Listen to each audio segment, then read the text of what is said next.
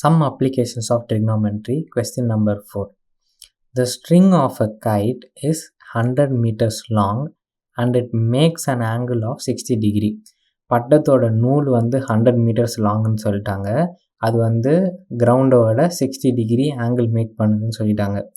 Find the height of the kite assuming that there is no slack in the string. No slack in the string அப்படின்னா என்னன்னா, அந்த பட்டத்தோட நூல் வந்து ஸ்டிஃபாக இருக்குது, லூஸாக இல்லை அப்படின்னு சொல்கிறாங்க. இப்போ வந்து போன சம்மில் வந்து ஹைட் கொடுத்துருந்து நூலோடைய லென்த்து கேட்டிருந்தாங்க.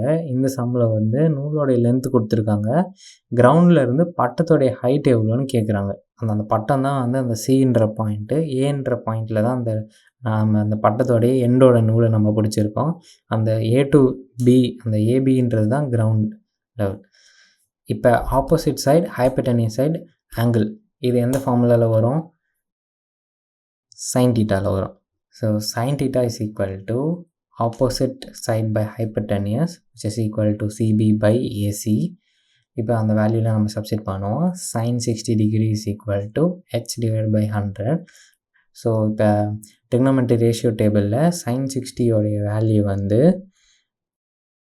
√3/2. So √3/2 is equal to h by 100. இப்போ 100 வந்து ஈக்குவல் சைனுக்கு லெஃப்டில் வந்துருச்சுன்னா இந்த பக்கம் டிவிஷன்லேருந்து இந்த பக்கம் மல்டிப்ளிகேஷனில் வந்துடும். அதனால் √3/2 into 100 is equal to h.